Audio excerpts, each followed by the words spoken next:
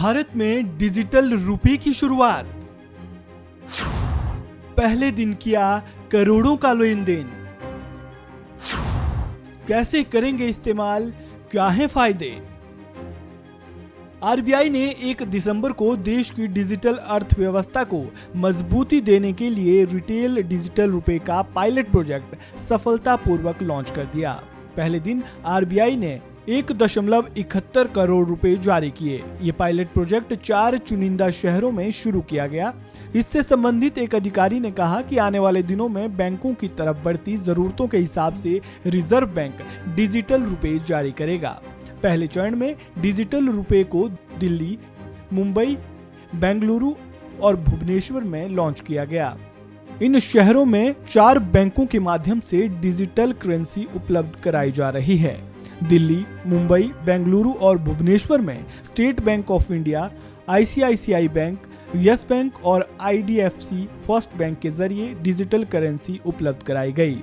Pilot project के अगले phase में bank of Baroda, union bank of India, HDFC bank और कोटक महिंद्रा बैंक को भी इसमें शामिल किया जाएगा। दूसरे चरण में ये पायलट प्रोजेक्ट अहमदाबाद, गंगटोक, गुवाहाटी, हैदराबाद, इंदौर, कोची, लखनऊ, पटना और शिमला तक डिजिटल रुपए के विस्तार की योजना है। डिजिटल रुपए का इस्तेमाल कैसे किया जाएगा, इस बारे में थोड़ा जान लेते हैं। रिजर्व बैंक की ओर से जारी किया जाने वाला ई रुपी एक डिजिटल टोकन की तरह काम करेगा। दूसरे शब्दों में कहें तो सीवीडीसी आरबीआई की ओर से जारी किए जाने वाले करेंसी नोट का डिजिटल स्वरूप ही है। डिजिटल रुपए का लेन देन पर्सन टू पर्सन यानी P2P और पर्सन टू मर्चेंट यानी P2M दोनों तरह से किया जा सकता है। इसके अलावा अगर आपको मर्चेंट को पेमेंट करना है तो आप उसके पास मौजूद क्यूआर कोड को स्कैन कर पेमेंट कर सकते हैं।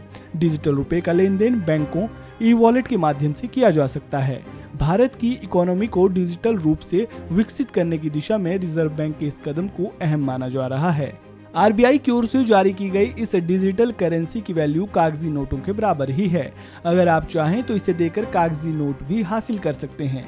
रिजर्व बैंक ने डिजिटल करेंसी को 2 कैटेगरी CBDCW और CVDCR में बांटा है। CVDCW मतलब होलसेल करेंसी और CVDCR का मतलब रिटेल करेंसी से है। इससे पहले केंद्र बैंक ने 1 नवंबर को होलसेल ट्रांजैक्शन के लिए डिजिटल रुपए को लॉन्च किया था। तब पहले दिन 275 करोड़ रुपए का लेन देन हुआ था। कई बैंकों ने पहले दिन डिजिटल वर्चुअल करेंसी का इस्तेमाल करते हुए सरकारी बॉन्ड से जुड़े 48 सौदे किए थे, जिनकी कुल वैल्यू 275 करोड़ रुपए थी। ये तो बात हुई ई रुपए के लॉन्च होने के पहले दिन कितनी कमाई की। अब जरा ये जान लेते हैं कि आखिर इसके क्या फायदे हैं। ई रुपए का सबसे पहला फायदा, इससे डिजिटल अर्थव्यवस्था को मजबूती मिलेगी। लोगों को जेब में कैश रखने की जरूरत नहीं रहेगी। मोबाइल वॉलेट की तरह ही इसका आप इस्तेमाल कर सकेंगे और पेमेंट कर सकेंगे। बैंक मनी और कैश में आसानी से इसे कन्वर्ट कर सकेंगे।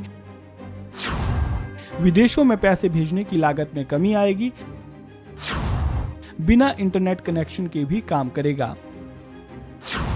और सबसे बड़ी खासियत, ई रुपए की वैल्यू भी मौजूदा करेंसी के बराबर ही होगी। ये तो बात हुई फायदों की। अब इसके नुकसान के बारे में भी जान लेते हैं। ई रुपए का एक बड़ा नुकसान ये हो सकता है कि इससे पैसों के लेन देन से संबंधित प्राइवेसी लगभग खत्म हो जाएगी। आमतौर पर कैश में लेन देन करने से पहचान गुप्त रहती है, लेकिन डिजिटल ट्रांजैक्शन पर सरकार की नजर रहेगी। इस खबर में फिलहाल इतना ही।